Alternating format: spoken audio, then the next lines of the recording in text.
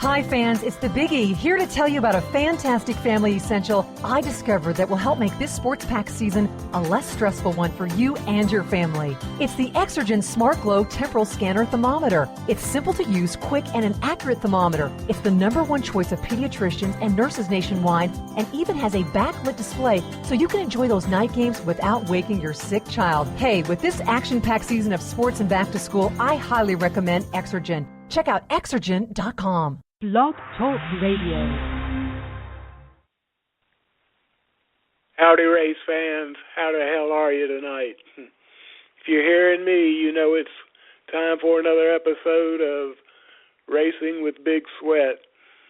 And I'm your host, Steve Big Sweat Billmeyer, here to talk a little racing tonight. I know a lot of people's season has shut down, but we're still here. We're still talking short track racing, so stick around.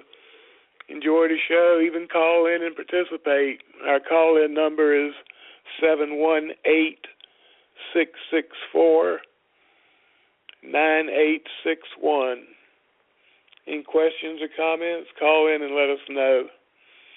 While I've got your attention, let me introduce you to my partners in crime. First of all, my producer and the head guru at 110 Nation Sports, Mr. CJ Sports. CJ, how you doing this evening? I'm doing great. Can't complain. I'm looking forward to having the opportunity to sit here and get to hear two great drivers once again tonight, and kind of just enjoying today. The whole appeal process and just the reactions from the racing fans and the racing family out there has been rather entertaining today. So just kind of enjoying that today.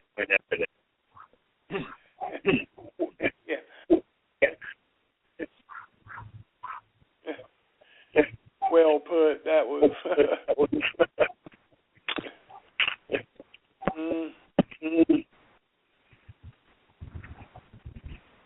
One of us is breaking up pretty bad. It's either you or me.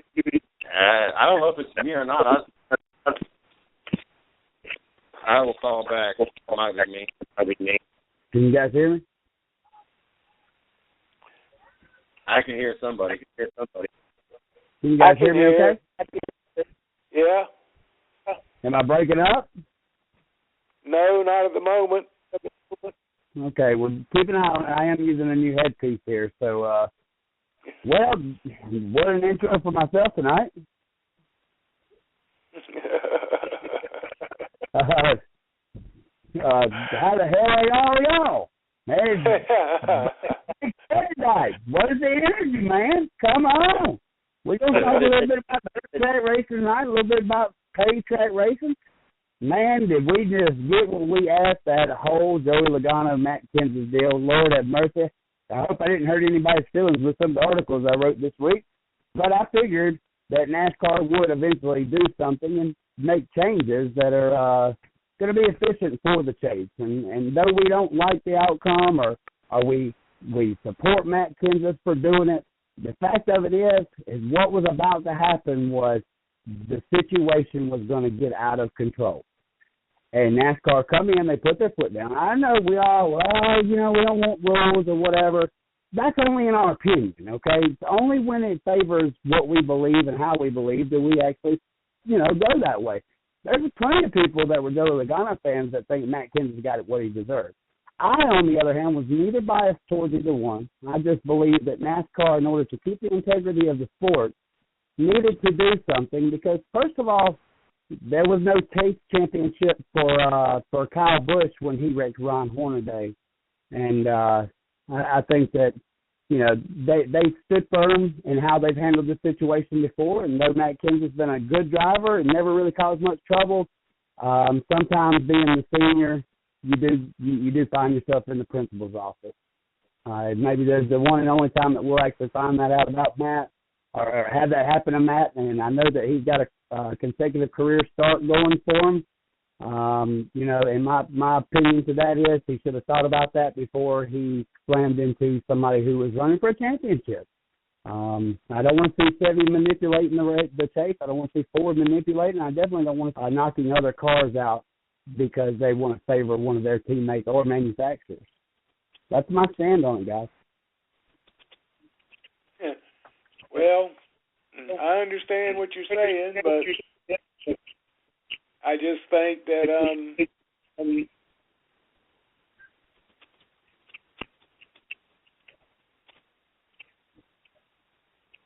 I'm hearing nothing. We're here. You hear me, Chris? Yes, sir, I can hear you. Can you hear me? Yeah, I'm with you. All right, where was I? Oh, I was getting ready to start on a rant. The thing to me is the whole deal is just a massive black eye to NASCAR racing. I mean, they should have never let it get this far. Then when it did get this far, it was pretty cut and dried as to what happened. And NASCAR, instead of setting an example and throwing the book at Matt Kenseth, they just kind of let it go a little. I don't think the penalty was nearly enough as it should have been to send a message that in the future this is not going to be tolerated. And I think NASCAR blew it, and I'm not real impressed with what Kenseth did. I mean, that's a Days of Thunder move. Anybody can do that. I mean, Jesus, show a little class, be creative, and own up to it too. You know, don't try to say, "Oh, I had a flat tire." Yeah, guess it was flat when it was buried 6 inches deep in the quarter panel, but that's another story in itself. And I think that comment in itself registered a reaction from NASCAR, because that in itself was basically the code call for what they were going to do. And NASCAR's smart. They're not going to take these sly comments and stuff. Communication is what these teams have to have, and NASCAR's going to be paying attention. And did they drop the ball? I'm not too sure, Steve. I think they were on point. I think that there's some other things that they're going to have to think about for the chase in the future. I was very impressed with the appeals panel. A quick decision there that lets us know that the following week that if a racer was in trouble or had done something he shouldn't have been, that NASCAR has plenty of time to straighten out the problem. Unfortunately, I do believe that this chase is now going to favor Jeff Gordon, considering all the resources Hendrick Motorsports has. Also, I mean, NASCAR is going to cash in on it as well because they have their retiring driver, the man who sold many, many, many merchandises for NASCAR throughout the last 18 years. He's actually going to be in the championship race at Homestead. So I think it's kind of a double-edged sword, but I just hope Logano hasn't gotten kicked out of the race because of that incident, because that could hang on in NASCAR for a long time. Do you think this is possibly going to affect how the drivers approach the next 2 or 3 races? If they feel that they're walking on eggshells, because now, because the inconsistency that we saw what Logano did at Kansas, we've seen what Harvick did at Talladega, we've seen what Danica did, and we've seen what Kenseth did, and we've seen different reactions from NASCAR on all 4 incidents. Do you think now, does this cause maybe this chase not to have the same hype that it once had or last year had, and do you think that they'll possibly be walking on eggshells just not knowing what NASCAR's ruling is going to be? No, I mean, think about it, Jason. We got what we wanted. We got the excitement. We got the hands on each other. We got the wrecks. I mean, it's just as we get closer to the actual championship race, you're counting 16 guys who were originally in it and 16 guys who are competitive and fierce and ready to get a championship. At this point in time, we only have 5 to 6 drivers that can even be a part of the chase for the last race of the season. So I think what it really the point NASCAR is trying to make is, if these guys are in a championship race, leave them the hell alone. Take it up in another place, because NASCAR doesn't want on their shoulders at the end of the year that they caused a certain driver to win a championship. NASCAR is put in a lot of a lot of places. Really? Yeah, I believe it. Think about the image you're putting across. Is NASCAR saying, treat these chase drivers with kid gloves now. Don't race them too hard. We don't want to mess them up. That's kind of like scripted the whole deal, isn't it? Well, but Steve, it's always been a gentleman's pass with the champion. If you'll remember Bobby Labonte's race in Atlanta, he was given plenty of room everywhere he raced. It's really I don't think the ambition to win the race is going to be any different. I think that these guys are just going to take a little bit clearer view of when is the right time to retaliate and how to retaliate. If Matt Kenseth had been racing for the lead, I don't think you would have seen NASCAR react. Matt Kenseth clearly did this out of pure madness, and he wrecked a car that was viable for the win. Him and Brad had already gotten into it. He was 9 laps down. He held up. He wrecked him. And Ben, just with the comments said, NASCAR called it for bull. And, I think the fan reaction caused NASCAR to react.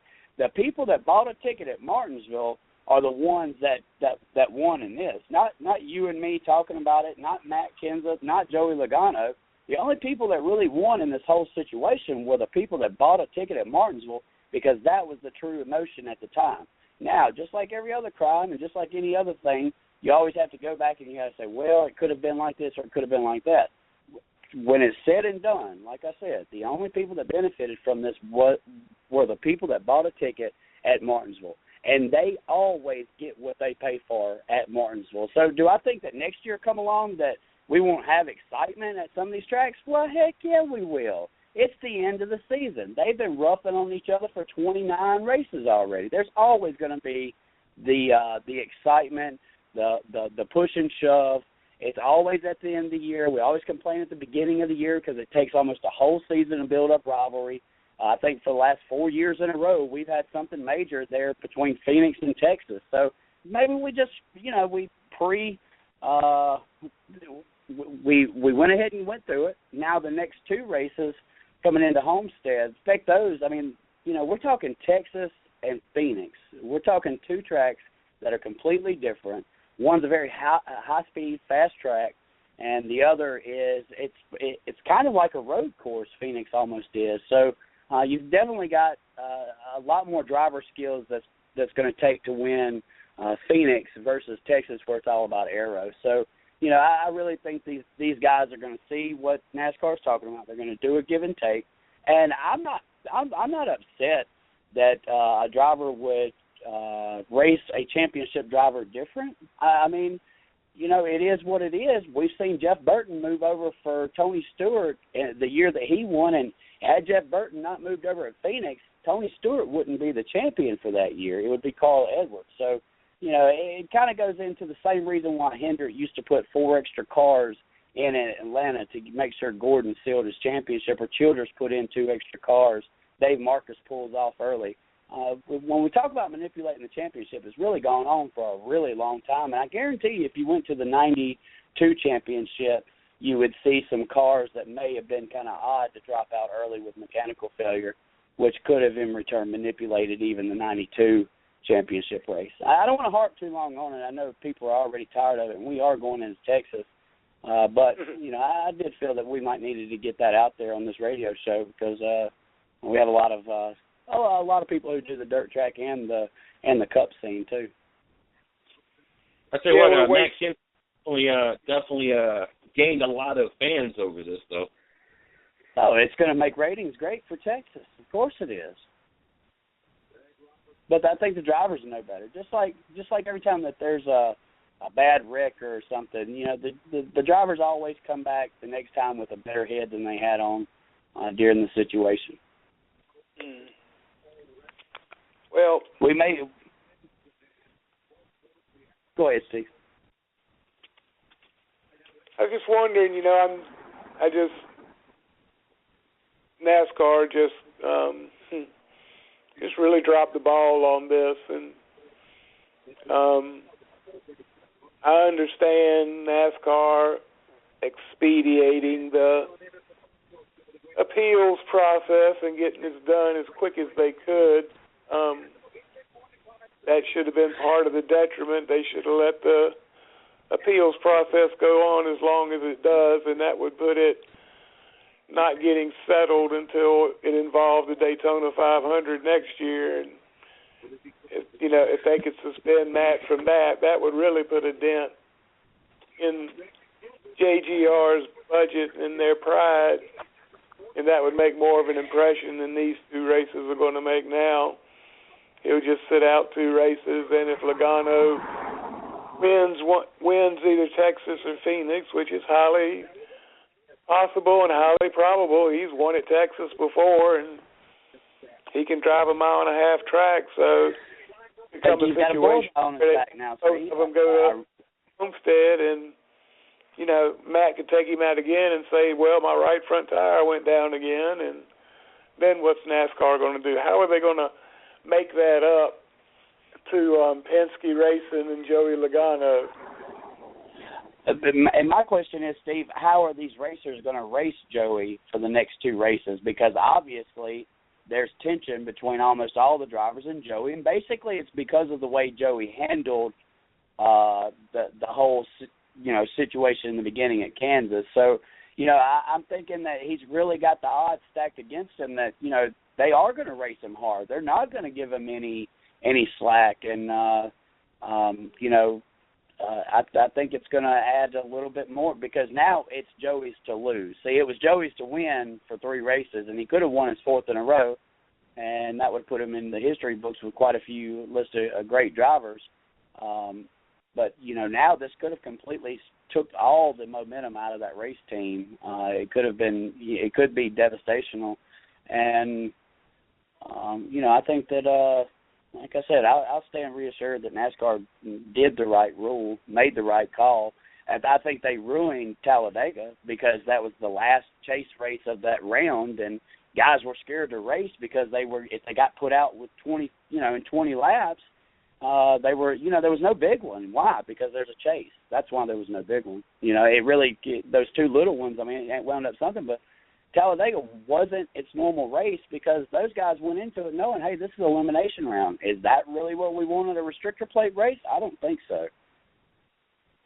Well, it is what it is. What can I say? We can debate this all night, but instead we got a buddy of yours in the studio who's going to be sitting down and talking with us about his racing that he gets done down in the state of Mississippi, and I understand you know him, Chris, so why don't you introduce him and tell people who he is? Well, fixing to come on the radio here, race fans and followers, is the 777, Brandon Leftwich. He's driving the Leftwich Plumbing Chevrolet Street Stock, 4th place finisher this year in the Mississippi Street Stock Series, track champion at Why Not Motorsports Park. Got him his first career Neesmith Street Stock champion, Street Stock win this season. At the earlier part of the season, he's won a race beforehand that was a non-points race, so he's got his name on the board of one of the privileged Neesmith Street Stock winners at his home track at Why Not Motorsports Park. Ladies and gentlemen, welcome Brandon Leftwich.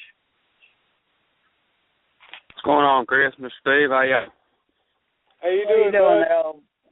What you doing there, old buddy? Good to hear from you this Thursday night. Yeah, you too. Y'all doing all right? Yes, sir. Doing great. So, Brandon, tell us a little bit about the start of your career. Brandon has a special story. He's not one of the lifers. He just decided in his older life that he wanted to drive race cars, and that's kind of where I want to start at, Brandon. What got you into racing, and tell us about the whole first-year experience and the things that you've learned during that year. Well, from back in the day, we used to love riding all the dirt roads and stuff. Yes, sir.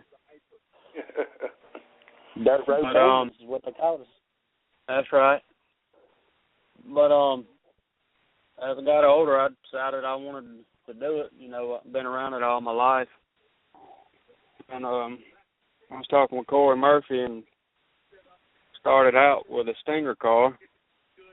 And we done Stinger pretty good car, front wheel drive, smaller sedan type car.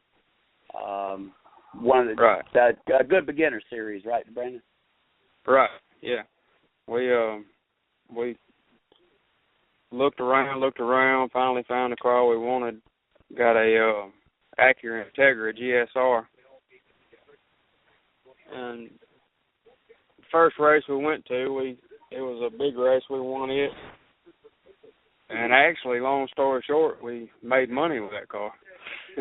Come on now. Damn. Made money in racing. That's right. Now we look back, that's just the good old days. Yes, sir. Yes, sir. Now, tell us the story about running down to Hattiesburg, picking up a car. Is that the Acura that you're talking about? You went down and you brought it back. They had, if I'm not mistaken, Brandon, they had a rule at the track, right? If you won more than 3 races, somebody could buy your car, right? Yeah, that rule was at Why Not. Yeah. And so what did you do? You ran down and you bought another car, didn't you? No, actually, we started out with another car, and it really wasn't competitive, and we found that one. And the first race that we went to with that Acura was in Hattiesburg. And I was basically hooked from there. Now, with no driving experience beforehand, really, you had a lot of friends that were part of racing. You go by the number 777, and we all know that's big money hit the slot machine. What put 777 on the side of your race car when you first bought one, sir? Thought about it, and 777, it just sounded good. It was good luck, and we was all sitting around. That's what we come up with. Now, you quickly rose up through the ranks. You started your street stock career in, 2013, or was it 2012? Actually, it was 2012. Okay. Oh, Black Beauty, huh? Do I now? That's it. Oh, Black Beauty. What was the name of that car? Oh, Black Beauty? Yeah. Yeah, now, that was 2013, because we went up from Stinger to Pure Stock and ran Pure Stock, and we ended up winning the championship with it and moved up to Street Stock. All right. Now, you've been driving a new car the last 2 years, a state-of-the-art Street Stock. You've been with the Street Stock series as they've grown in popularity and all.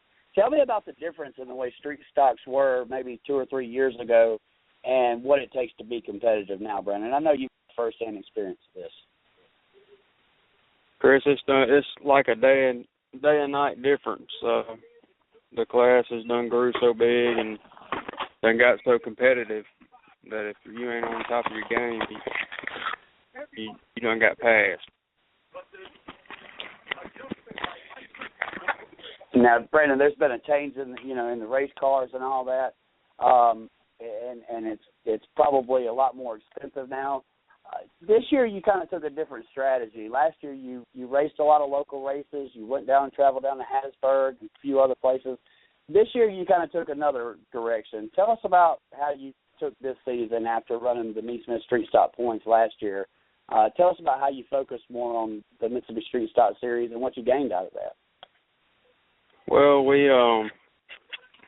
we're basically doing it all on our own, We had a couple people helping us out, sponsorships, but it was tough, traveling around chasing the points. So we decided that we was just going to run the series this year and going to have a good time. Now, we're talking about the series, Mississippi Street Stock Series. This series was originated in 2013.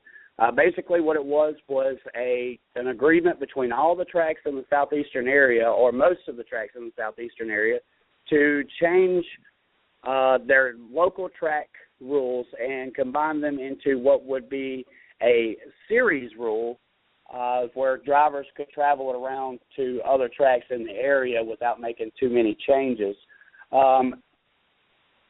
You've raced the series for 2 or 3 years now, and you've kind of been there as it's grown and as it is. Did you ever expect in 2013, when you first started fooling around, to see the street stocks at the level that they are now, especially through the Mississippi Street Stock Series, where they just had 95 street stocks show up at the Southern Street Stock Nationals in August at Why Not Motorsports Park? No, I didn't, Griff. Actually, it was 98. 98. Wow.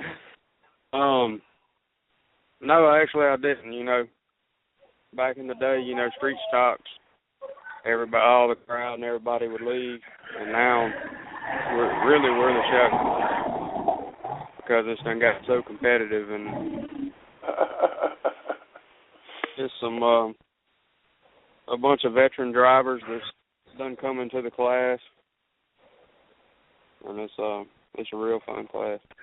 I see a lot of tracks these days. They're taking signature races. We said the Southern Street Stock Nationals. That's a race that's been now for the third year.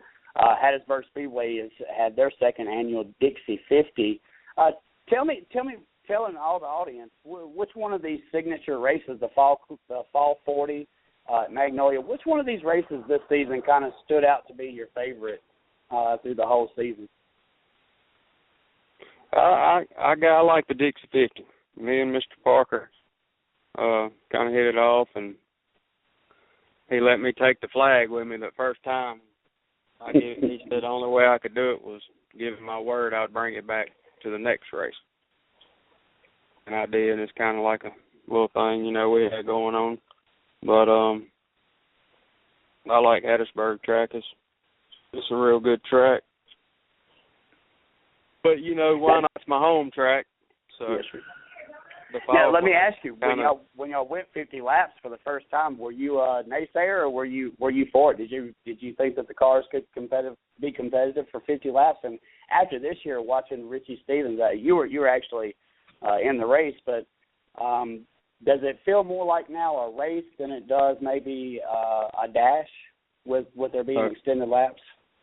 Oh yeah, definitely. I mean, there's not just one person that's dominating. Because it's so competitive now. You got a bunch of super late model drivers that's driving the cars now, and they're putting up more money for the shows. And like you said a while ago, we had 98 cars show up for the Nationals. That's right. And some of those names, super late model drivers and stuff that have gotten off into that you've actually got to race with the series, B.J. Robinson, Jimmy Owens, Ryan Rickman, Chris Wall. Chris Wall, right. A lot of big name drivers have actually stepped off, and probably the biggest one to this date is probably Jimmy Owens. Right. Now, Brandon, what's your plans for next year? I think that you kind of told me that you're going to be more about Brandon and enjoy the season a little bit more next year. Does that mean less racing, or does that mean just kind of focusing on how you did this year, or tell us the game plans for 2016? Well, we're just going to back up and regroup. We, we've been chasing the points for 3 years now, and when you run the point series, you can't miss a race. You've got to be there, and I'm just going to take a little time off, relax, spend a little more time with my family. Tell us a little bit about your crew chief, Kenny Ross. I know he was a big game changer when you brought him in. He kind of gave you maybe a better direction, kind of a follow lead figure to fall back on. I know you want to give a minute and talk about Kenny there, crew chief. Right. Yeah, Kenny, we've had several people come in and help us, but Kenny's the one that stood by me and through all of it. He's been there. He might not feel good the next day, but he's there. And I couldn't have made it without him. So on the mechanic side, on the mechanic side, you give him an A+, but he's really a big confidence builder for you, right? As you were about to go into. Right. Yes. Yeah, Steve, I've been nailing him here for a minute, and he's been answering. What do you want to know? What do you want to know about the old 777 Leftwich? I was wondering about that number, if that was anything significant. That's pretty cool to learn that. So, if nothing else, I've learned that for the night. But it sounds like you got a pretty good start going there, Brandon. And you're heading in the right direction. What's your ultimate goal? What's going to be what you consider the highlight of your career? As of now, the highlight of my career would be to win a championship with the Mississippi Street Stock Series. Well, you've definitely done that. So, what's next? Is there an ultimate goal of late models, or maybe trying something open wheel, modified to sprint cars, or are you just comfortable where you're at? No, sir. Actually, I'm pretty comfortable where I'm at. Like I said, because the class is so competitive now. Yeah. And Steve, you really have to understand about these Mississippi Street Stock Series guys. A lot of people want to take credit for the success of the series. I'll point you to the right direction. If you want to anybody is giving credit for the success of that series, it's the actual drivers. They had a driver come out of Florida, Calvin Cook, 2-time championship, Mississippi Street Stock Series championship winner. And he didn't even know anybody in 2013 and was actually sleeping on people's couches and stuff, getting to know people as the season went on. And these guys, like I said, the top 20, 25 guys, they've been in the series from day one. They kind of were in there from the start. They've been there while it grew. And there's a pack of racers. We can name a few of them, Brandon, Trey Bright, Chris Reeves, Calvin Cook. You can name some more. Kevin Whittington. These guys, most of the time, for the most part, have each other's back, and they really, really just enjoy racing each other. It's very rare that you can get super late model drivers to drop down to what they would call a support class for most racetracks and have the type of fun that they have. But these guys just have a group of just talent, charisma, loyalship.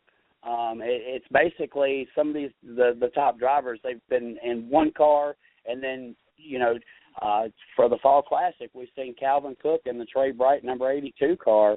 You're talking about a past champion, 2 past champions sharing a ride. It's what they have going in this series is unlike just about any other form of racing until you go back farther back to where it used to be around over there in those North Carolina hills, Steve. It's really a cool deal watching these guys grow and seeing the competition from around the United States actually come down and race these guys. I mean, it's amazing. Yeah, you're right about that, Chris. It's like we all, one big family.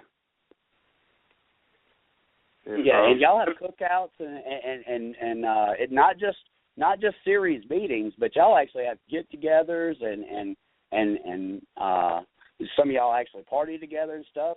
You chill together at the racetracks.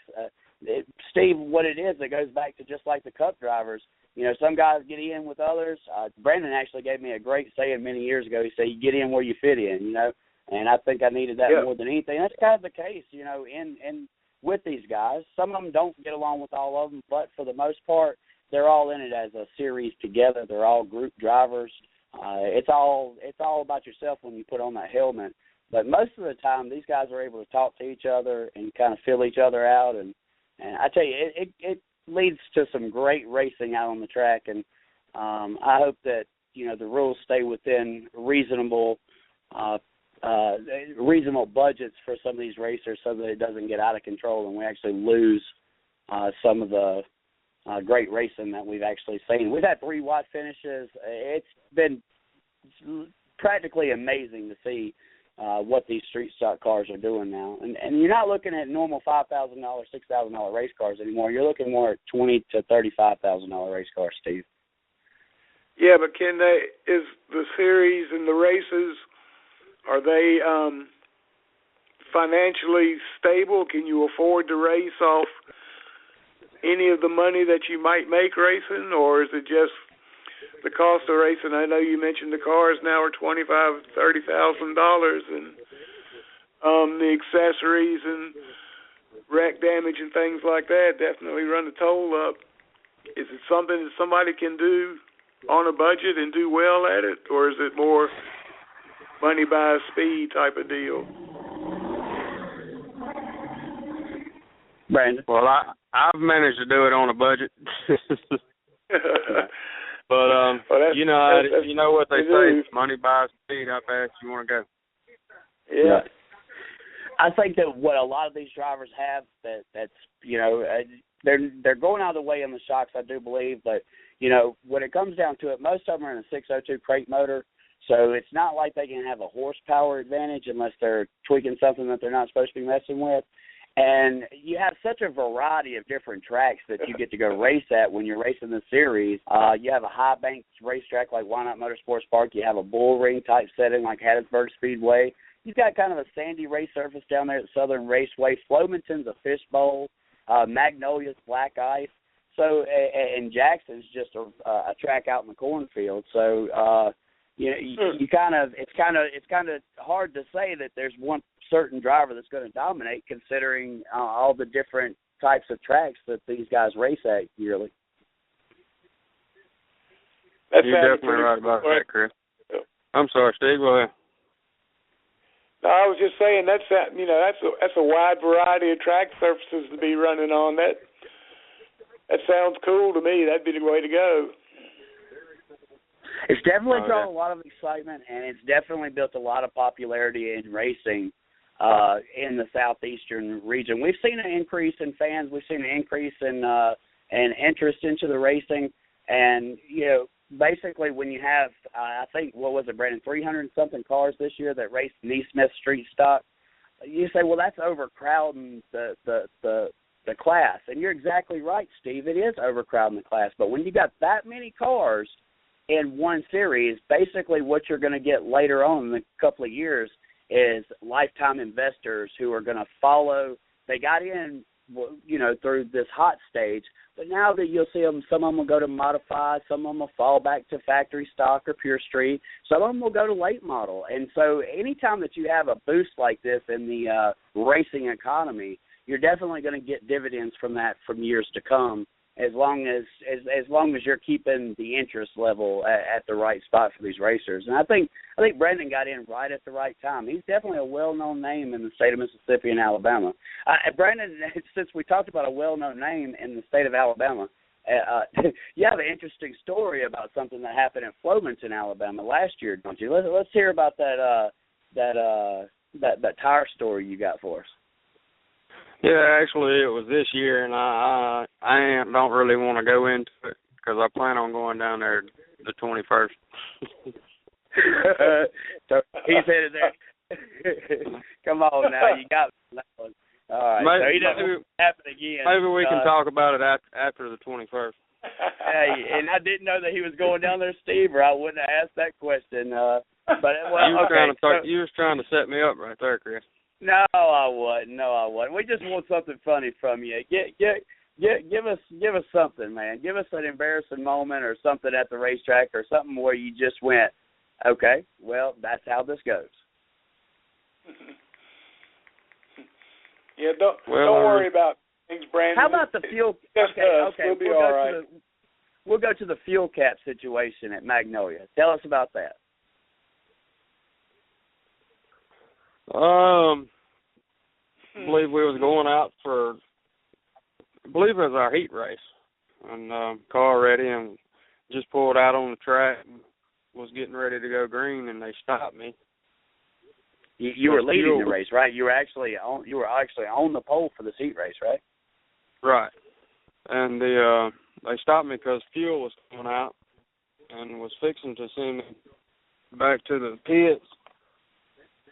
And the guy that was helping me, that's where he got his name, Fuel Cap. As soon as they said something about it, he had done struck out to the trailer and was back up there and handed them another fuel cap before they had sent me off.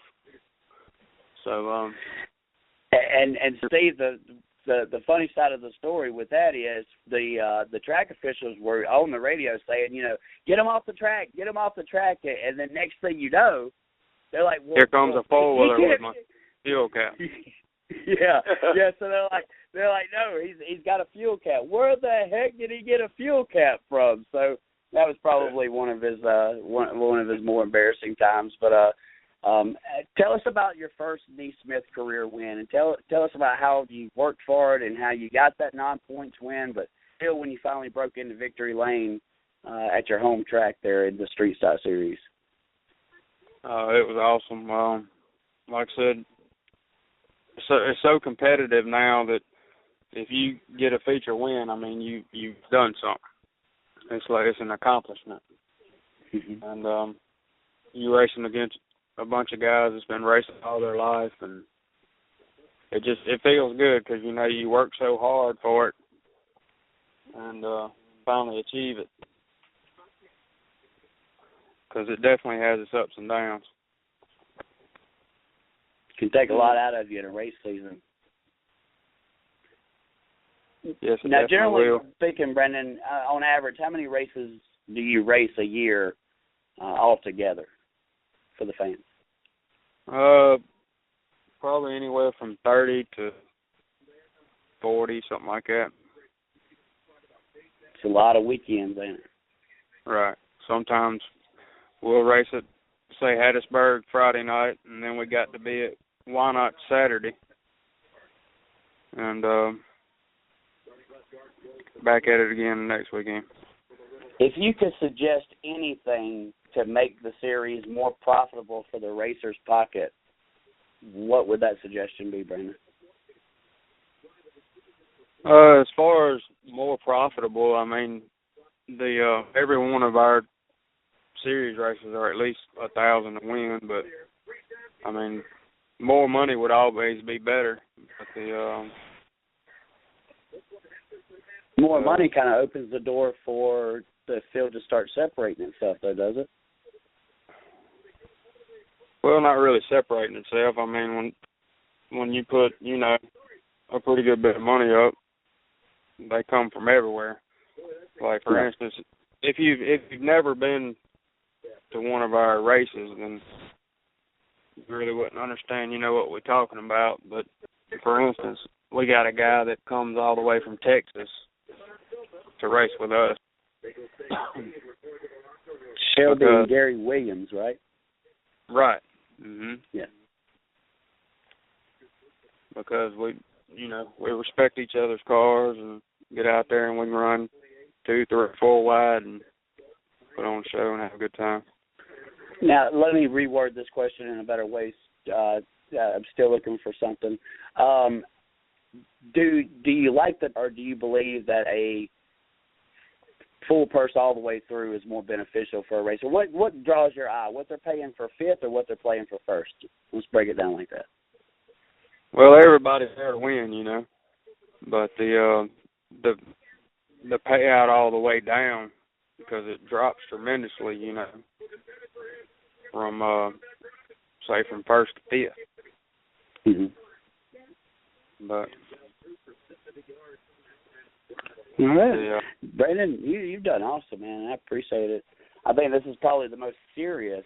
This is actually probably a real interview. Most of the time, me and Brandon, Brandon's a former call-in and studio member of our old show, and man, we've had a lot of good laughs with Brandon and his whole crew, and we've had people like James Eflin on, and just getting their little group together where they've known each other for a long time. It makes for a great hour of just hearing shop talk from these guys.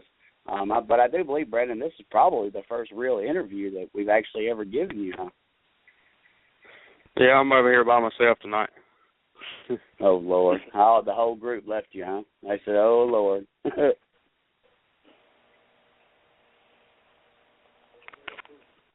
Well, Steve, what you got for him? Brandon, it's coming into the off season now. What do you do in the off season? spend time hunting and fishing and relaxing, or are you a one-man gang that's got to do all the work to get your car ready for next year or finish building one for next year? Yeah, actually, it works out pretty good because when the season's over, it falls right into hunting season. We hunt a little bit. There you go. We go through a couple races in between that. Yeah, Brandon definitely loves to hunt, and he definitely loves to fish.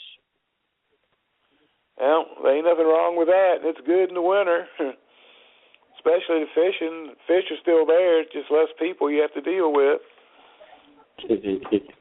I know that's right. We're going to have to bring Steve down here, Brandon, and let him check out what we're talking about. Maybe we can get him in the Street Stock Nationals race next year or something like that, get him down here and let him see. He's really got to hear a lot about our racing in this area this year, and I think you know, that we're talking to a man, Steve.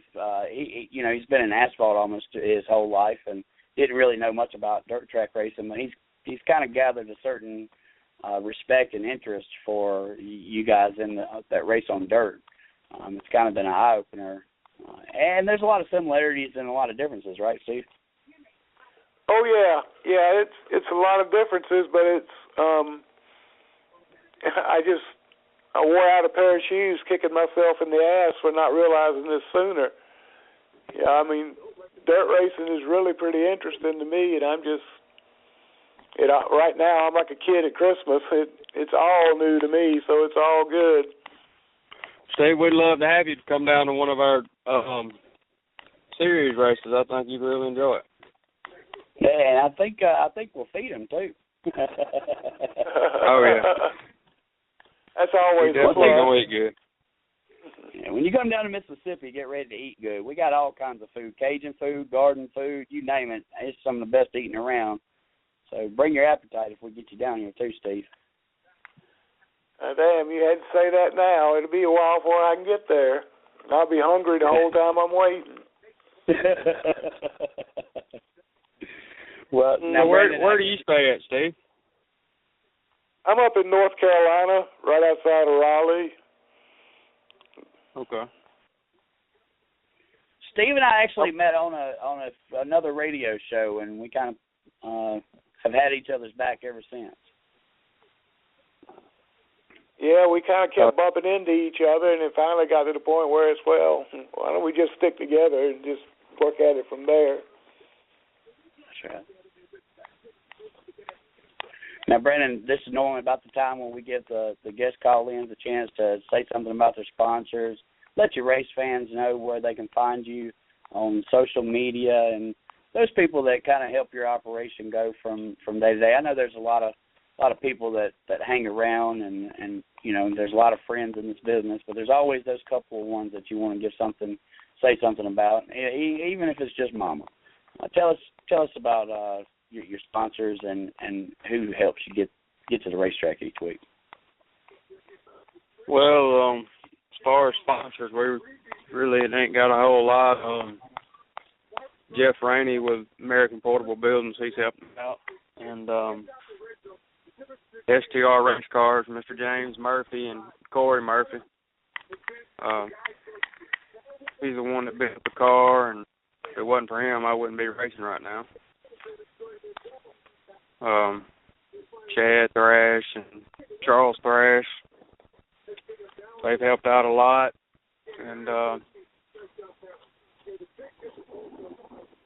there's several more I know I'm forgetting about, but it's definitely hard doing it by yourself. It is. He is one of the hardest workers. Yeah, he puts the back pocket racer right into perspective. Brandon has a full-time job. He works 6-7 days a week, and still finds a way to get out there and kick up some dirt with these other race car drivers.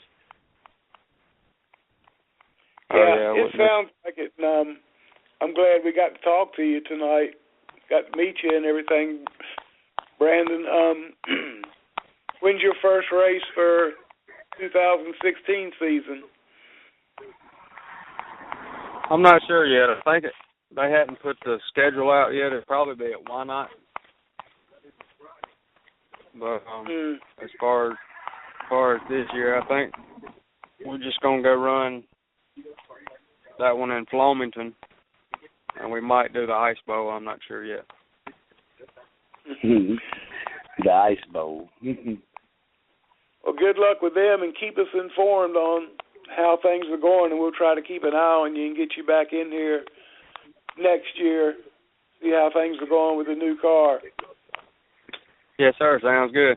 Maybe I can tell you all the story about Flomaton then. There you go. We'll hold you to that.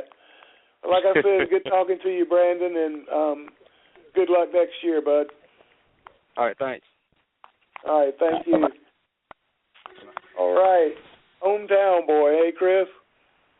Hey, I'm telling you, plenty of talent right there, a good old boy. Gives back what he takes in. I tell you, you just can't find them any purer than that right there, sir. Well, that's what we like, them all, and fellas that are all about racing. And speaking of which, this next gentleman we got coming on is way all about racing. I mean, I listed him in the show flyer as a asphalt late model driver, and I got to thinking about it, and I'm like, well, hell, that doesn't cover it. He drives a lot more than just that. This gentleman's name is Kaz Gralla. Kaz, how you doing, bud? I'm great. How are you? Oh, I'm doing real good. This was a lead into a question that's been on my mind for a couple of weeks. What's up with the prototype road course car? I saw you standing beside and heard you were going to drive some. How'd you get that opportunity, and how'd that go? Well, that opportunity actually came about. The team Action Express Racing decided that they were going to go do a test with their Daytona prototype at VIR and stick a couple of young hot shoes, I guess, in the car. And I guess luckily my name came up in their meeting and whatnot, and they just kind of called us out of the blue and said they'd love to have me in the car. So, I mean, that was an amazing opportunity and a lot of fun for me to be able to do. That Action Express team is owned by the same group that owns my K&N team. So those guys know me a little bit from there. So it was really cool to be able to drive that car. It's definitely a different animal from a stock car, that's for sure. Do you have to learn how to heel and tow and do all that other stuff road racers do? Oh, yeah. Well, actually, I grew up road racing. That's my background. I did that in go-karts. Wow. I've raced some sports car stuff. So that's stuff that I've been used to before, and stuff that I really, really love doing when I get the opportunity. Well, I didn't know that. Well, damn, that puts the anticipation level even higher because you're getting in the car and doing a type of racing that you know something about. So does it look like something that might be in your future, something you might want to pursue? I mean, it's something that I would love to do maybe someday. That Action Express team usually fills up quite a few years in advance. So this test was just purely to get to know the car, get to know the team, have them get to know me. So maybe something could happen in the future, but certainly no near future plans with them. It was just a one-off test to be able to do that. They've already said they'd love to have me back for another test whenever they go testing. So I would absolutely take them up on that. But that 24 hours of Daytona, that race that they do in January, is something I'd be really interested in to hopefully do anytime I ever get a chance. I would do it this year, next year, anytime. The nice thing about that is it never conflicts with the NASCAR schedule, so no matter what I'm ever doing, I'll always be free to run that race. So I would really like that. Yeah, that's kind of convenient. It runs before the season starts, and I know some of the Cup drivers, Jamie McMurray in particular, somebody that takes advantage of that and runs that race too. So that would be a good change of pace. Like you said, it's totally different than stock cars. Oh yeah. Well, on the other hand, NASCAR has some road race courses in their portfolio. So who knows? You might be running a stock car on them real quick. That might help too. Yeah, definitely. I think road course racing is often an underestimated skill for NASCAR. People think it's just ovals, which it is mostly ovals, but when you look at the way they have the chase structured now, if you win one of those road course races, that, for a team like AJ Allmendinger or something like that, I mean, that can make the season a lot different for you and for your race team. So I think learning how to drive on a road course is absolutely valuable, even in NASCAR when they don't race on road courses as much as ovals. It's still really, really important. It can get you that chase spot. Do you iRace, and does that help with your road racing skills, keeping them sharp? Yeah, simulator racing definitely helps. But I've always believed there's really no substitute for really getting out there and doing it, especially for a race like the 24-hour race. You kind of need to do a long endurance race in order to get paired for that, because it's a totally different type of racing. The style of doing driver changes, stints, planning your stints, getting rest in between stints, it's something that you kind of just got to do to learn and to figure out how to do that. So this year I've done a 12-hour sports car race and a 13-hour sports car race. So I'm sort of starting to get my feet wet a little bit with this endurance racing. So hopefully someday, if I ever get a shot in a 24-hour race, I'll at least have somewhat of an idea of what to do. I hear you. It sounds like you do pretty good at it too. Just how many different types of cars did you race or drive this past year? Oh, man, this year, let's see, we've got a late model stock, a super late model, a K&N car. I've tested an ARCA car. I've tested a truck. I've tested a Daytona prototype. I've raced Mazda Miata. I might be getting low on cars at this point. Hopefully I'm not forgetting anything. I think that's all I got in my head right now. That's a pretty impressive lineup of cars, though. Isn't it, Chris? Variety and a half. Yes, sir, it is. It sounds like he's getting plenty of wheel time, and I would have get a little bit more about this 24 Hours of Daytona, because that kind of hit the special interest with me, Steve. I've always been a 24 Hours of Daytona fan, but I have a special reason for that. I do feel like that's the race of the season. That's the first race of the season, and it doesn't conflict with most any other racing in the start of it, and you get the diversity of all kinds of drivers. It's kind of like the All-Star event, I guess I would say. You get to see the who's who in racing. It's always a good turnout of championship drivers and cup drivers, and what kind of got you interested into wanting to run the 24 Hours of Daytona? Has it always been just kind of a lifelong dream? Well, believe it or not, my dad actually used to race in the Grand Am series. He raced a Daytona prototype. He actually bought the very first Daytona prototype that they ever sold. So he always used to do that stuff when I was really little. And that's how I got into racing, was on road courses and go-karts. So sports cars were always something that I thought was really cool. And since I've started racing ovals, I've definitely decided that NASCAR is the path that I'd like to go in. But, I mean, that doesn't make sports cars any less fun. I love driving them any chance I get. I love racing in a sports car race or an endurance race. It's a lot of fun. And that 24-hour race, like you said, is just special because it never conflicts with anything. So no matter where I'm racing, what kind of series, I'm always free to do that. So that'll be really cool. The last couple of years, actually, we've spoken to some teams, and I've had a GT ride for it. I've had a DP ride for it, and each year they seem to change the rules a week before the event, saying, nope, never mind, actually, you're not old enough. Come back next year. and then they do the same thing the next year. So we'll see. This year, I don't know if I'll be able to have any sort of opportunity in it, but if I do, I'm hoping they'll at least keep the age rule the same, because right now it appears I should be old enough for it. So I'd love to do that. Now, you say you're old enough. How old are you? Well, I'm 16 now. I'm going to be 17 at the end of December. So for the Roar before the 24 and the race, I'll be 17. So I would think that should be old enough. I thought we were talking to a 25, 26, 27-year-old executive, Steve. Yeah, he said something about in the early days, and I was thinking, what, around the 2000 years? I knew. Oh no, I knew Kaz, way later than that.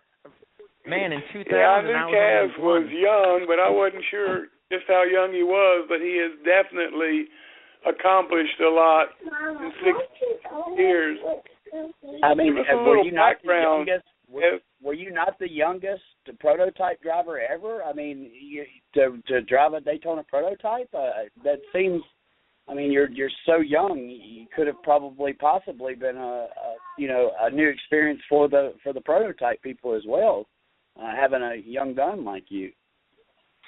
You know, I haven't really looked into that. I don't know. I mean, maybe I'm the youngest to drive a prototype. I'm sure there's been some other person out there somewhere that's younger than me that's driven one. But who I'm knows? Not sure but about I do that. know. I'm the youngest IMSA driver in history. When I was, let me think, I believe I was 15 years old when I drove in the Continental Tire Series in a GS car, BMW M3 at Daytona. And we actually finished fourth in that race. And I was the youngest IMSA driver, period, ever, from American Le Mans or from the old Grand Am Series. And Steve, we're talking about a series that's been around for 50 years, I guess, almost, right? Oh yeah, it's been around a while, but I don't know about y'all, but I'm pretty damn impressed, really. I mean that's pretty running that good, that young. I'm telling you, he's already built relationships with these people that and at that age, at 16. You could be looking at a future star right here. Imagine what the next 8 years is going to bring you, and we hope you the best in that imagination, because I really think you've set yourself in the right position to get the attention that you already have. I mean, when you were talking about driving this and driving that, I'm thinking you're 20-something years old. Probably been in racing your whole life or whatever, but when as the conversation led on and find out you're 16, wow, you've already made so many connections that 20-something-year-old drivers wish that they had. And so tell us a little bit about racing and growing up with it being already in your family, and some of the things that you probably said, hey, I want to do this one day. Well, I mean, when I was really little, like 4 years old, just like most parents will get their kids into Little League and soccer and all sorts of those sports, well, they got me into a go-kart about the same time. And I gave every sport a try, but there was definitely no contest. I liked go-karting and racing a lot more than anything else. So that kind of stuck with me. And as I've moved up the ranks here in NASCAR, I've missed a lot of school. I've had to travel around quite a bit each weekend. So it's not a normal life by any means, but it sure is a lot of fun. I enjoy every second of it, and I really hope to be in it as long as I possibly can. We're being your age and feeling bad about missing school, that's a pretty good how in your future there. People would rejoice at the opportunities to miss school sometime at that age. Oh, I can't say that I mind it. I guess that's one of the so-called perks of the deal. Now, such an unusual name. Tell us, is there a story behind the name?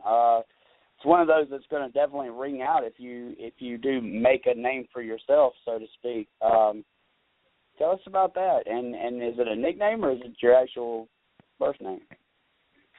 Well, everybody always asks if it's short for something or anything like that, and well, the answer is kinda.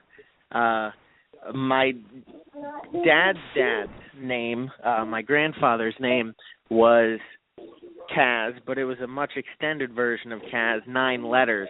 His nickname was just Kaz. But I, however, was named his nickname. So I am just Kaz. The birth certificate says Kaz. It's not short for anything for me, but it does come from a longer Polish name.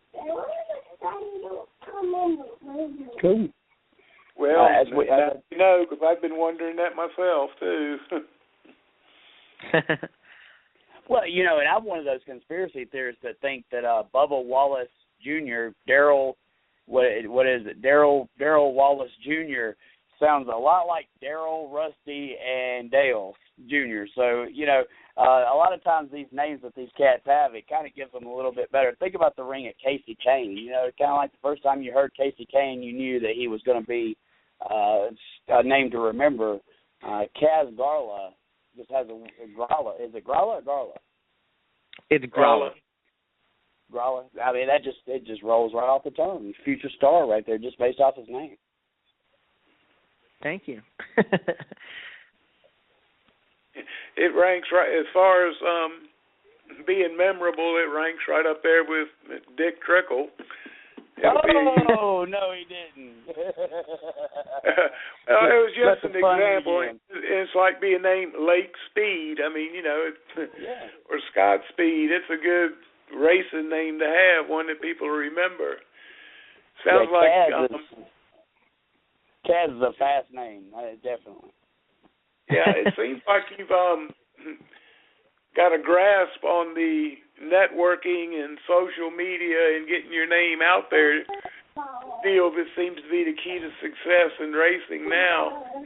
That's something you really try to follow and promote. Oh yeah, that stuff is absolutely really important. You know, nowadays sponsors even before they sponsor you, they ask you how many followers you have and all that, because that means quite a bit nowadays. That's a real easy way to get your name out there and a real easy way to get their name out there. So that's a big part of it nowadays. That's learning something else too. I didn't realize, you know, that sponsors were actively that interested in how many followers you had and how big a social media footprint you made. That's pretty cool to know. And especially if you're at like the Cup level or the Xfinity level, those guys actually will get bonus pay based on how many followers they have. If they tweet or Facebook about their sponsor or something like that, they'll have a little mini contract like, oh, we'll give you a little bonus money if you tweet about us since you've got so many followers. My producer, CJ Sports, is listening in. Me and him will have to have a talk. I've got some followers on Twitter now. It could be worth a increase in salary, so to speak. How did I know that was coming? Well, you know me like a book. Oh, wow. I'm learning all kinds of great stuff today that's outside the realm of just stock car racing. I'm really glad I'm getting to talk to you tonight, Kaz. It's a real eye-opening experience, believe it or not.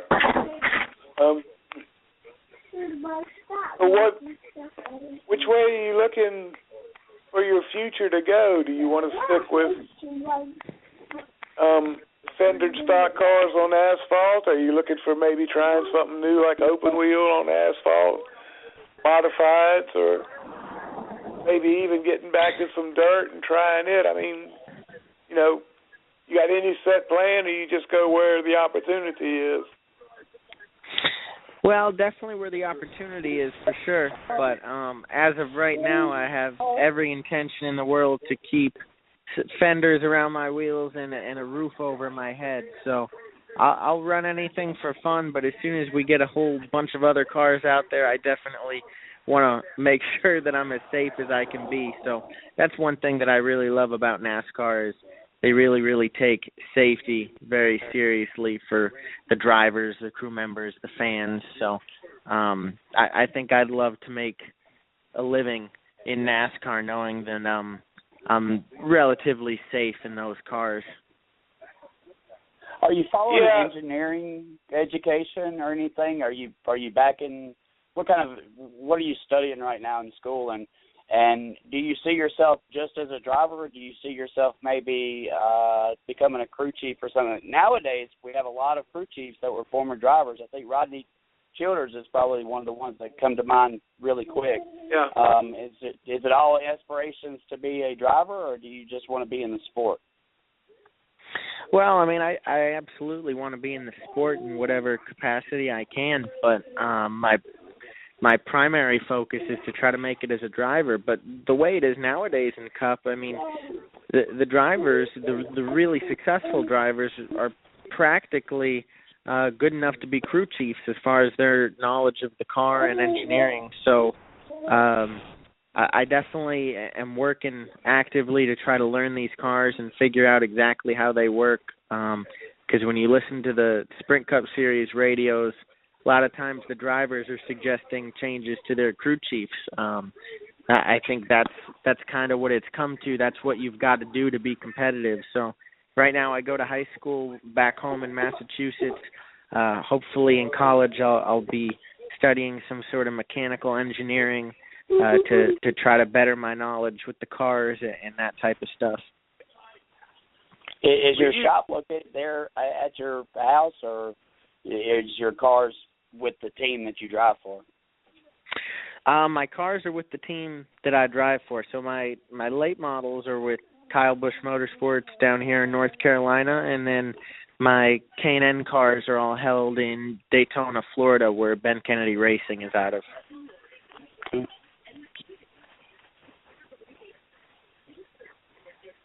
Good. So,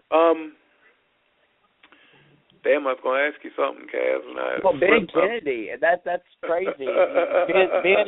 Ben's actually related to the Francis, right? Yeah. Right. That's good. And you're driving for his team in K&N? I am. We're the youngest driver team owner combination in the industry. Yeah, I knew Ben was pretty young there. Yeah, we have a combined age of 39. I guess that's the big story going into next weekend because Ben Kennedy's actually going to be running the K&N race with me as my teammate for the first time in a couple of years. Wow. Now, is this a friendship, too, that y'all have developed, being that y'all are close to the same age, or is it just strictly business? Oh, no, we're definitely buddies. Absolutely. We go to GoPro Motorplex. We're go-karting together, all sorts of things. Cool. Ben's kind of had an interesting career in a early start to his racing career, kind of coming out of nowhere and getting with Harry Scott team, and he's quickly kind of made a name for himself as well. Yeah, and he's been very valuable to talk to and to get his insight, and he's a really, really current driver. I mean, he just made the step up from K&N to trucks about a year ago, so he's been great to talk to because that's a step that I am hoping to take within a couple of years in my career. So it's really, really good to have someone like that to talk to. Steve, he's got all the right friends in the right places. He's got the right people calling him. He's sitting in the right kind of cars, gathering all kinds of Wheelman experience. I think we have ourselves another future star on the radio show here tonight. Absolutely. I was just sitting here listening, and I was thinking, Kaz, you drive for Kyle Busch Motorsports, and people have heard me say before, I think Kyle Busch is one of the smartest race car drivers out there. And if you ever listen to him on the radio, the way he dissects a corner and explains what he thinks the car needs to make it better and what he wants. I mean, it's the level of confidence and the level of expertise you talk about.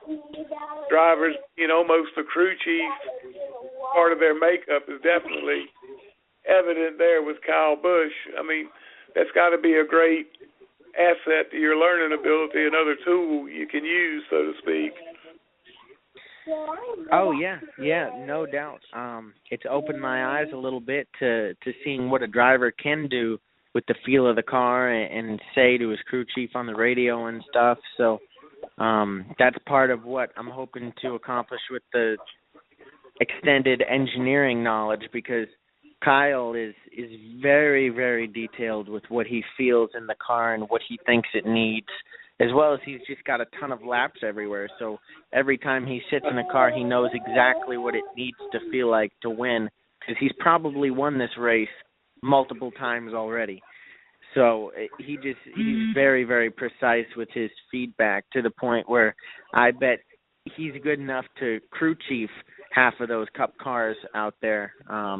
It's very impressive, and really all of those Cup chase drivers are like that. I think to stay on top of your game and to keep up with everybody else, you kind of have to be like that, because you're running pit stop to pit stop, and you need to make sure that car is getting better and better and better every time, so that at the end of the race, when it's time to close the deal, you're good to go.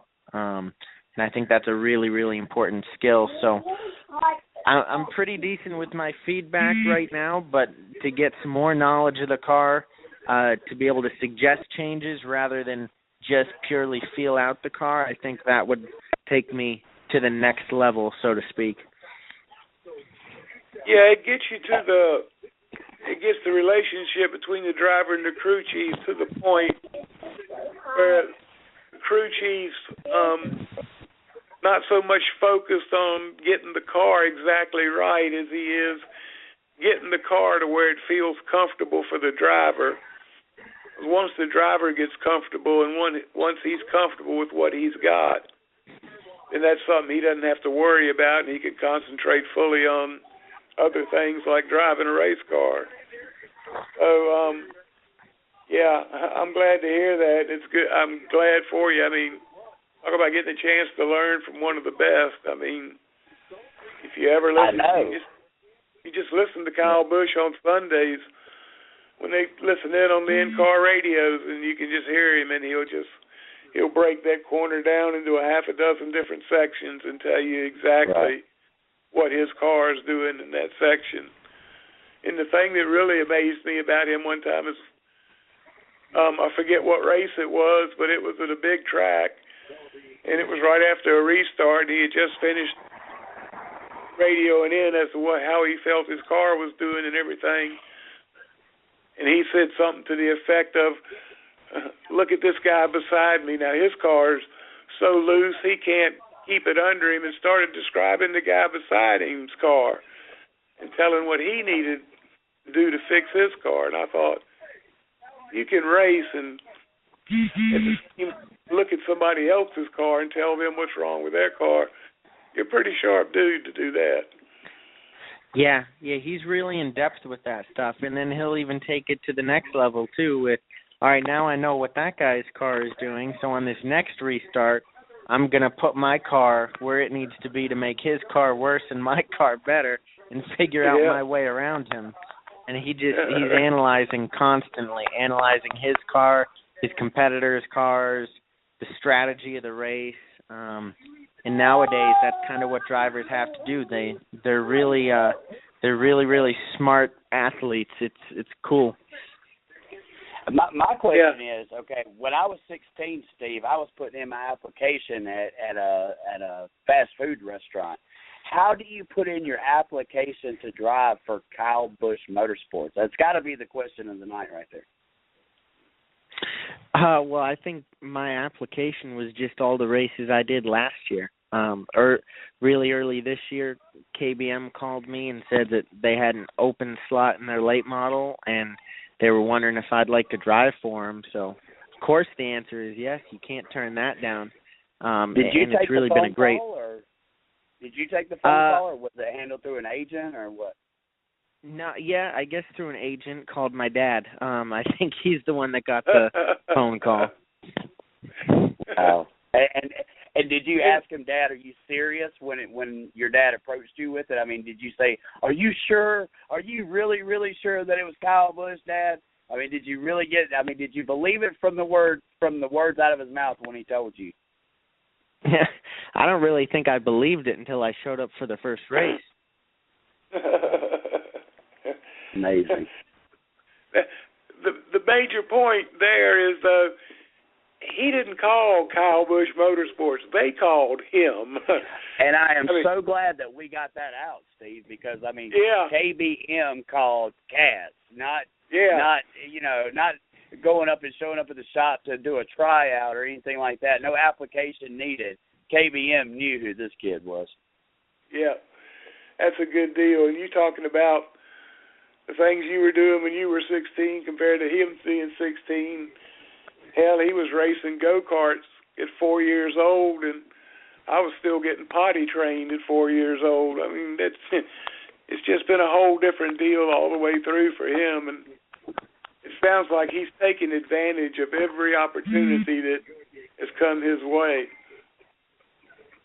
Yeah, definitely. Definitely a lot of opportunity for this young guy. I want to see him get into the 24-hour race at Daytona. I mean, I want somebody to call the show right now and say, hey, he's got a ride. I know we've got some people listening. We can. I mean, this kid needs a shot, man. I'm going to follow down. We're going to go ahead and apply for press credentials, and I'm going to go down there and just be his shadow. You know, so there you go. Get this kid, so we can get this kid some exposure, man. I'm impressed. Wow, I just don't know what to say, Steve. Very rarely am I speechless. And Kaz, I mean, just your intelligence. And Steve, I know me and you say this all the time, but really, we've been privileged to have some well-educated, well-mannered, great rising stars, future stars of the sport, along with the locals that keep racing alive every day in small towns. It's been a great experience. Yeah, I kind of. I appreciate all the compliments. That really means a lot to me. Yeah, Kaz caught my eye a couple years ago racing late model stock cars up at South Boston Speedway in Virginia. The white car with the black circle with the white number 3 in it. Pretty basic, pretty simple, but it caught my eye, and then I started following him and seeing who he was and everything, and it's been pretty interesting to kind of be along for the ride, so to speak. Yeah, Chris, in a few years we'll probably be able to say on the show, well, we knew Kaz Grala way back in the day before he was what he'll be then. I mean, it goes back to Greg Galding or Gary Galding.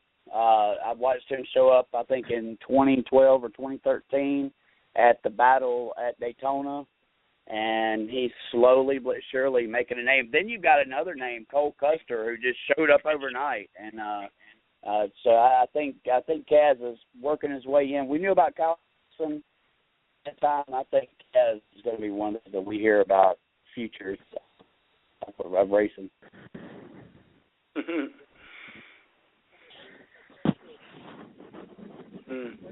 Well, one thing about Craig Galding, he's got a different end than Kaz has. Gray's got Krispy Kreme donuts, man. Krispy Kreme is the stuff down here in the South. Yes, sir, it is. It is. Cole Custer's got Haas Automations behind him. I think that he is. I think what we're saying right here on the radio show, Steve, for the listeners, is this cat is one corporate sponsor away from being a household name. Yeah. Yep, he definitely is. I mean, he's got all the tools, and he's a hell of a wheelman, too. That's pretty much what it takes these days. So when you leave the shop, Kaz, what's your routine now that we know that your cars are in different places? When you leave the shop and you drop the rig off and you go to get in your car and you go back home, do you focus then on racing, or is it kind of just Kaz time, or is it you transfer over to iRacing? I know a lot of us do simulated racing. Do you just perfect it every day, or do you have some Kaz days where you're just sitting around watching TV and maybe, have a girlfriend or something?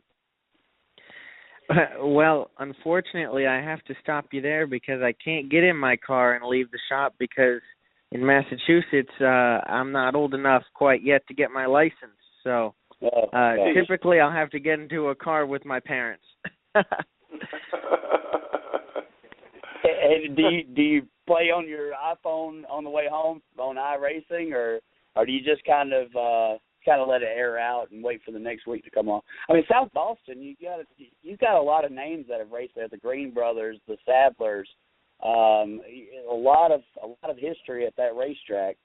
I'm sure there's a lot of prep that goes into that for who Kaz needs to be on those days, right? Oh yeah, for sure. I mean, I still have time to be a regular kid and a regular teenager, but I am pretty busy between catching up on all the school that I missed, and then going away again. And before I go away, I have to get ready. I got to watch videos from that track, look up lap times, get ready, so that when I show up, I know exactly what needs to happen. And then after the weekend, we got to do the post-race reports and fill out all that stuff and really debrief and figure out what we need for the car next time. Then catch up on the schoolwork, and then by the time that happens, we're going again for the next weekend. So it gets pretty crazy, pretty busy, but I wouldn't want to be doing anything else, and we still make time for some regular kid stuff here and there as much as we can. Yeah, that's what I was wondering. With all that going on, when does the 16-year-old teenager Kaz come out and play? I mean, there's got to be time to be just a guy, too. Yeah, every once in a while I'll get an off weekend and I'll be able to just hang out. I only get about, I don't know, maybe 6 of those a year, I'd say. Jeez. What do you do if you have an off weekend, you got some time? I mean, what relaxes you and takes your mind off racing for a day or two? Well, an off weekend for me is usually just catching up on some sleep and rest, because it means I've probably been going for about the last 10 weeks straight, racing every weekend, missing school, catching back up, racing the next weekend. But no, I like to just relax, stay home, maybe watch the Xfinity Cup races, whatever's on TV. Certainly, I'd never go a weekend without racing altogether. Yeah, I kind of figured that. That's why I wasn't cut out to be a race car driver. I just couldn't.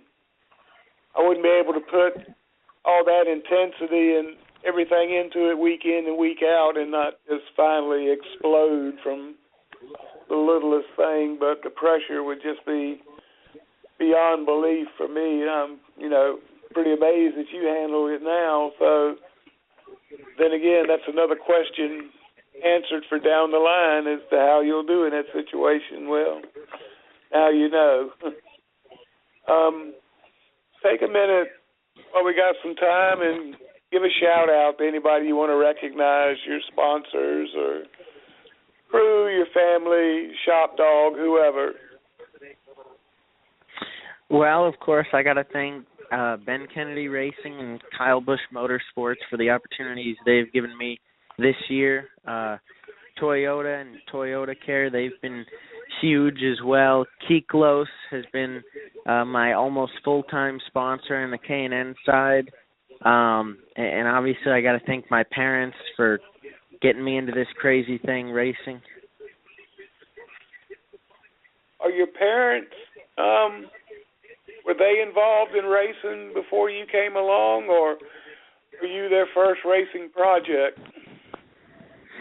Well, my dad used to race, but other than that, that was about it. My mom certainly didn't know anything about racing until my dad and I started racing. And really, he didn't start racing until he was 35, so it definitely wasn't anything that he did his whole life or anything like that. He barely started racing before I was around. And then once I started getting into racing, that's when he stopped racing, because he knew racing well enough to know that it's hard enough to try to deal with one person's career, let alone try to run two in the household. Yeah, I can understand that. Any brothers and sisters following in your racing footsteps, or is it pretty much just you? Well, I am the youngest. I do have a sister, but she's 30 years old and she has 2 kids, so I guess I'm kind of like an only child. I'm an only child in the house. But yeah. I do have a sister that I can look up to, so that's good. But nobody younger than me following my footsteps. Well, you're leaving some heavy footsteps to fill, so I'm glad I got to talk to you again, Kaz, and really going to be looking forward to seeing how you do this year, especially now that Chris has talked about the 24-hour deal so much. Now I'm going to be concentrating on it, and I'll be watching till you get there. So keep us informed, and we'll check in with you again next season, see how things are going then. Will do. Thank you guys very much for having me on. Okay, great. It's our pleasure. Yeah, definitely so. Thanks again, Kaz. Good night, bud. Good night. Thanks. Well, Steve, you did it again, man. You did it again. Another great show. We got to be on both sides of the spectrum tonight. Talked a little bit about road course racing. I think that's maybe an unusual topic, or maybe even a first topic here on the radio show. Definitely a bonus. Go ahead. I said it's definitely a bonus. Yeah, sure. I mean, I think we've covered almost all forms of racing except for figure 8 and road course. So, and you know, we go back to, you know, you got to get up to the upper levels. It's about who you know a lot of times, and it's money behind you. I think in Kaz's situation, out of all the people that we've talked to, I think Kaz is probably in a really good position to cash in on his talent, along with his connections, along with his experience at such a young age. We could be one day I could be telling my grandchildren one day in 30 or 40 years that I got the privilege to talk to him before anybody else knew. And it just really seemed that way. You've got an eye for talent, Steve. I give it to you. You've had some very interesting guests on this show. Well, like I said, I've been watching him for about 2 years now, and he amazes me, the type of person that he is, and the opportunities he's gotten, and the fact that he takes care of those chances that he gets and makes the most out of them. To me, he's just an all-around driver. He's definitely a driver for the 2010s and beyond. So keep your eye on him. He'll be around for a while. Are we seeing a separation in racing, Steve? Are we seeing maybe the younger generation with higher ambitions than some of the local dirt track drivers? It seems to be that the more that you get on the asphalt side, the higher the ambition. Is there really a separation from your side of view that maybe kids are looking at dirt track racing as a hobby, where they consider asphalt racing more of the key to big series racing? It just seems to be that a lot of our dirt track drivers and stuff aren't really interested in going big, or would take the opportunity if given, but doesn't really seem to be steered in that direction. Is it where are we missing, or where can we judge this at? Because is it just the younger talent that's in asphalt racing that have high dreams and ambitions, or we have Cruz Skinner from Talladega Short Tracks. He's 15 years old. He has ambitions to be a NASCAR driver or a Upper Series driver. He's a Crate Lake Model driver in Neesmith. He finished third in points this year in the Crate Lake Model National Series. Outside of him and maybe a couple other drivers, you just don't hear much about dirt track drivers really trying to impress the upper level racing. Is it kind of a separation there, or what? Because, I mean, Clint Boyer, the Dillon brothers, Kyle Larson, they're all from dirt, but it seems to be that paved tracks is what gets you in there. Well, I think it's just the perception of where pavement will lead you, that's the path you go down to get to the upper level of NASCAR. But a lot of these guys that are dirt drivers are from the Midwest, and it's just not the same to them. To them, being involved in the World of Outlaws tour is a lot bigger deal than being a Sprint Cup driver. I mean, it's a different pinnacle, I guess, of a racing career. For the dirt, I know there's some dirt drivers that do, but there's a lot of dirt drivers that don't have aspirations to be a Cup star or an asphalt driver. They're quite comfortable with where they are. They make enough money to sustain their program, and if they can go win Eldora or the Knoxville Nationals, well, that's a pretty big deal. That's something to shoot for. Mm-hmm.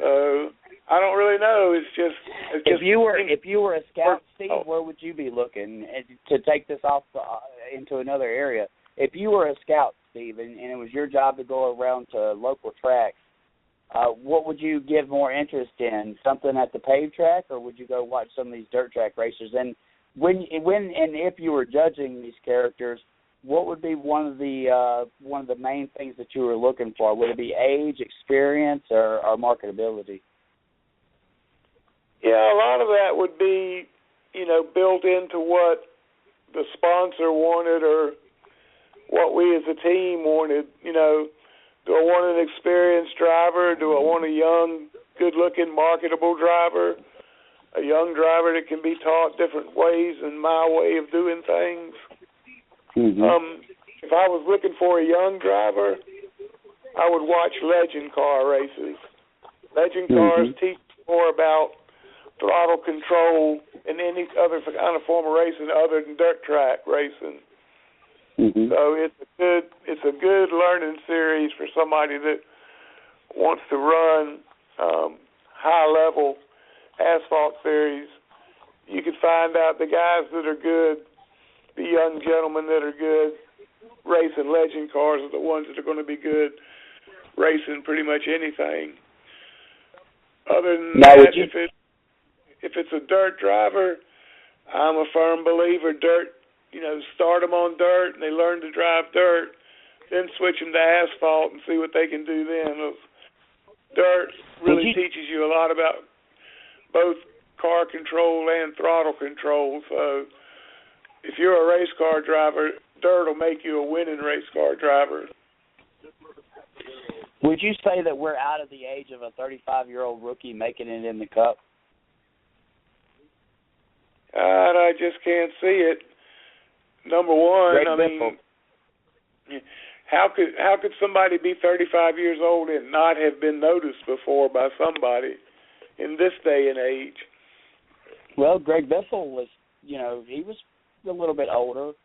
Of course, Harry Gant, he was a lot older by the time he made his career start.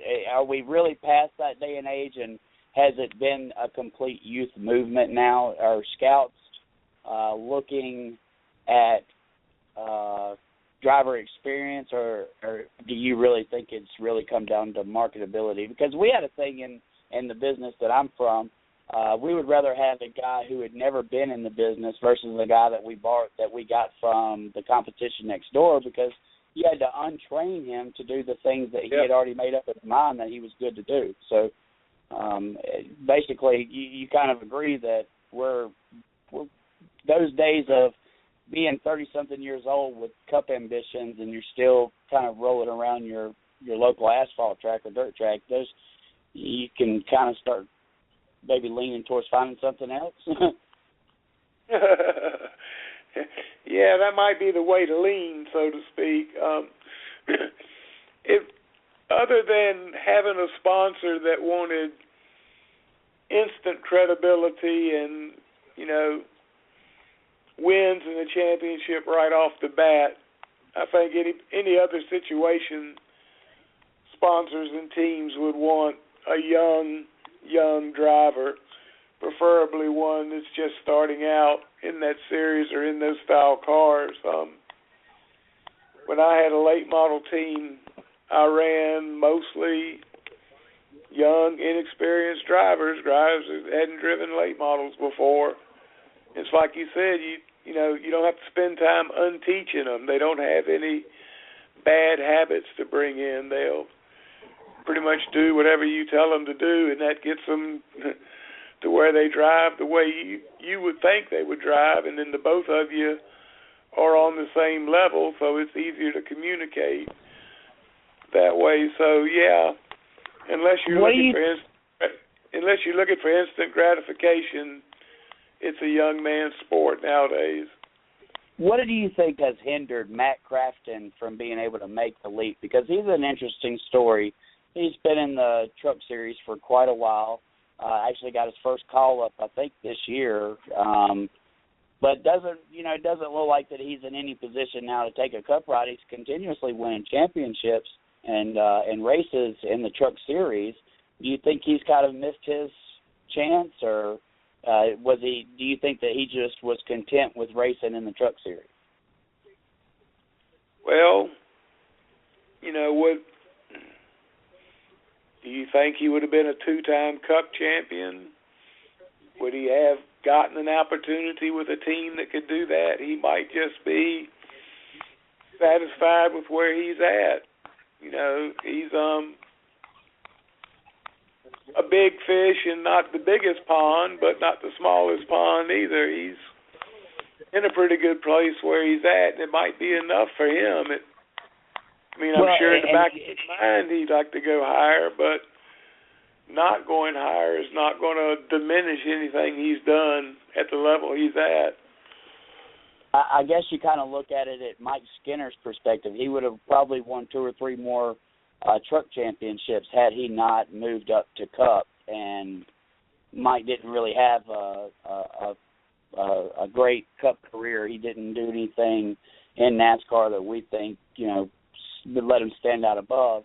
So did Matt maybe kind of learn from him and just kind of, you know, Johnny Salter's another good example of that one.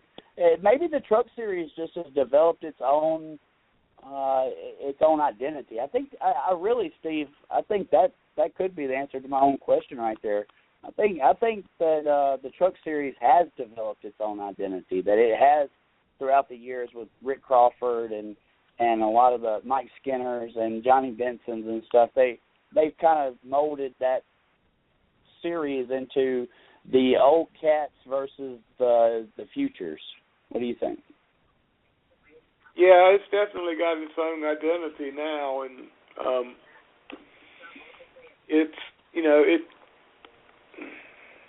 it does well on its own. It doesn't require the presence of Cup drivers to make it. It does increase the crowd count if there are Cup drivers in the races, but the standalone races can hold their own and prove to be profitable to the tracks. Yeah, so, Timothy Peters, Chris Fontaine, a lot of these guys that you expected only to be in the Truck Series for a couple of years, they kind of camped out there and made it their own series. And to be honest with you, I'd rather have Timothy Peters competitive weekly in the Craftsman Truck and the Camping World Truck Series versus back of the pack in Cup or nationwide. And so with that being said, do you think that some of these drivers are going to with the increase in the amount of a lot of young talent that's in these two series below Cup, do you think that there'll be a few drivers to say, hey, like a Brendan Gaughan, he's very satisfied with just running nationwide. Do you think some of these guys will kind of kick it back and to help really develop a true identity for the two lower series? Yeah, that would be great if they would. It's going to take a lot to get an identity built for the Xfinity Series. And I agree totally. Truck Series is on the way, but they still got a way to go too. I mean, it's just, to me, it just seems like there's such a big gap between those two in Cup racing, and not so much as far as skill level, but just everything else that it takes to race is just so much more magnified in Cup than it is in Xfinity or Camping World Trucks. Right, and we're talking about, we've just got out of the generation of Justin Allgaier, Ricky Stenhouse Jr., Trevor Bayne, Martin Truex Jr.'s brother, who is it? Ryan Truex, Ryan Blaney, all these guys, and they're quickly filling the seats up in the higher series, where kind of the Xfinity Series was known for not Phil Parsons, Elton Sawyer, Patty Moise, David Green. David Green. It was Jeff Purvis. And so kind of, I guess what we're agreeing on is, it seems to be that trucks have taken that type of identity, and that's where it is. And Xfinity seems to be just a pulling ground for who's going to Cup. Yeah, that's the bad thing about it. Xfinity just has no identity whatsoever. Just, kind of a sideshow to the Cup race on Sunday. And to me, I'd like to see it have its own identity, be more of a presence. I really think they killed that series when they went away from all the short tracks and went to mile-and-a-half tracks that Cup runs more often. I would rather see them concentrate on short tracks and upgrade St. Louis, right? Yeah, upgrade some of the tracks so they have a seating capacity where you could bring in a crowd, like Myrtle Beach Speedway, for example. And there's a lot of good short track racing available out there if they would just take advantage of it, instead of just wanting to be the stepchild to Cup racing. Do you think that they could successfully put on a nationwide and truck race and it be a sellout crowd at a venue like whether Mobile or Five Flags or maybe something up there, Bowman Gray Stadium, I guess we could say? They'd overflow Bowman Gray Stadium for something like that. I know they would. I wish I had a better one to use than Bowman Gray. I hate using the same stuff all the time. But do you think that they would have sellout crowds? I mean, when we look in the stands at these races, you can't count no more than 10 or 15,000 people for some of these lower series races.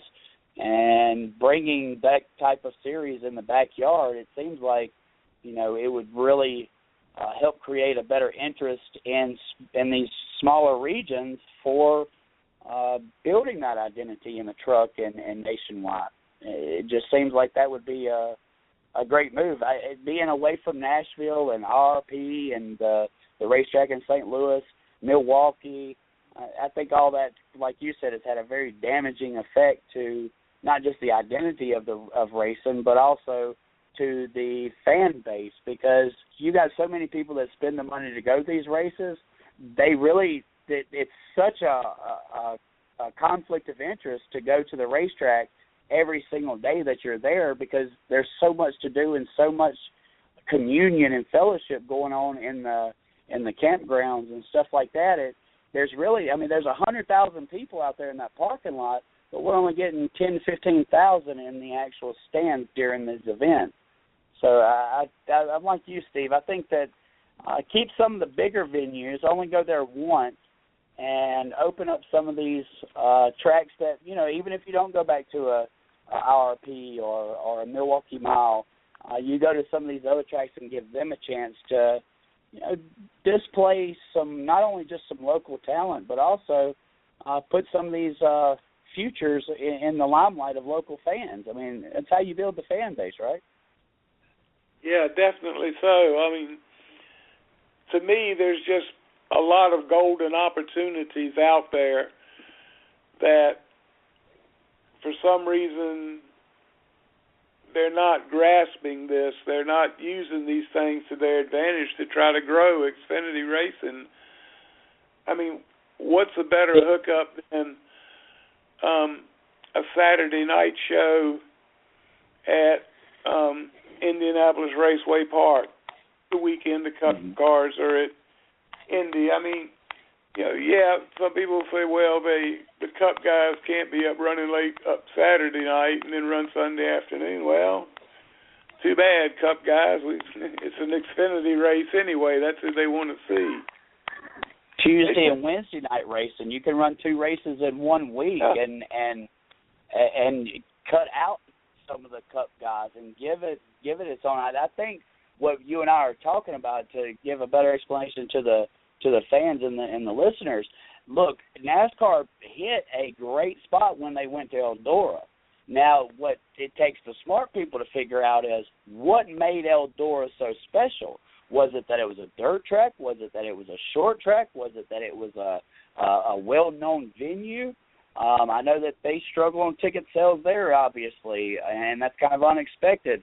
But, what made Eldora successful? Was it that it just returned to dirt? I don't think that really had much of an influence on the second race. Connection is, this is a track that everybody in America knows that follows racing, and it was the one place where they never expected to see high-caliber talent from the upper series to be racing at, which therein draws a special interest to the name Eldora, not necessarily it being just a dirt track. Yeah, the popularity of it, or a place like Knoxville, is definitely part of the draw, and it'll get people to come out and want to see what all the noise is about, what the buzz is about. I think all of the above really is what made that race take off like it did. The fact that it was going back to dirt, and it was trucks, and it was at a venue, and but ever since that first race, it's kind of had to have its racing stand up for itself now. It's not a novelty as much as it was the first year. They've got to produce something, or people just, people aren't going to go just because it's at Eldora or just because it's on a dirt race. I mean, you got to have some racing there to back it up. Right. I agree. I would definitely support NASCAR trying some different venues.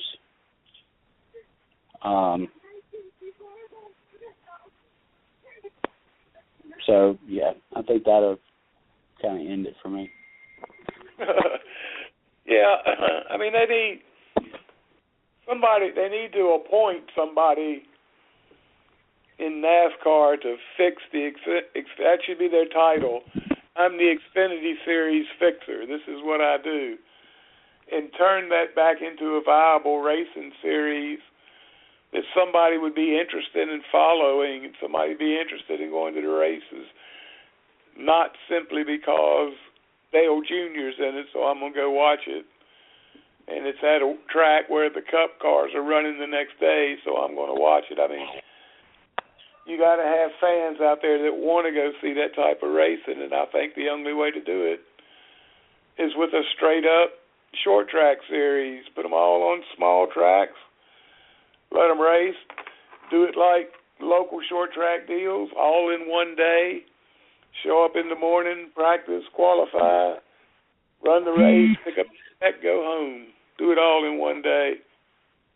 And I think that would make a difference, and it would produce a type of driver, a different type of driver for people to look up toward, not just a mile-and-a-half ace or a super speedway ace or something like that.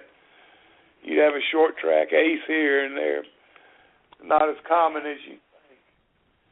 Well, folks, I don't know about y'all, but my jaws are tired, so I reckon it'd be time to end this and put this one to bed and get ready for next week. I don't have a guest list up for next week, but I think I really did good this week. I really enjoyed meeting and talking with Kaz Gralla and Brandon Leftwich. Thanks again, both of y'all, for coming back on. And thanks again, Jimmy Haywood at Snafu Seasoning, for sponsoring the show and helping us with everything you do. And CJ, you got anything to add, or you want to tell people how to follow you? They can follow me at CJ Sports1. They can follow the 110 Nation at 110 Nation. Make sure you check out the website, www.the110nation.com. I'm looking forward to being back on the air tomorrow morning for the 110 Nation morning show, and definitely looking towards Saturday being out there with you in Charlotte for the World of Outlaws tour. That's going to be cool. I'm looking forward to that, too. How about you, Chris? Anything else? No, that's all, Steve. All right, bud.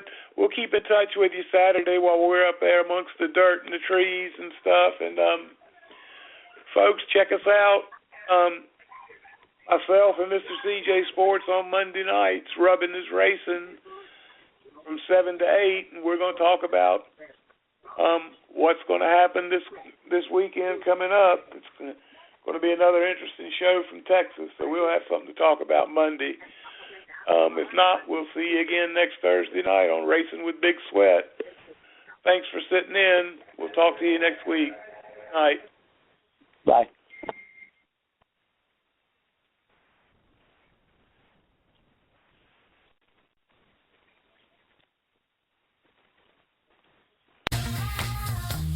Don't miss Kohl's Veterans Day weekend sale this Friday and Saturday. Take $10 off your purchase of $25 or more. That's on top of already great savings, like 40 to 60% off sweaters, outerwear, and boots for the whole family. Plus, everyone gets $10 Kohl's cash for every $50 spent. This Friday and Saturday at Kohl's. Select styles, some exclusions apply. See store or Kohls.com for details.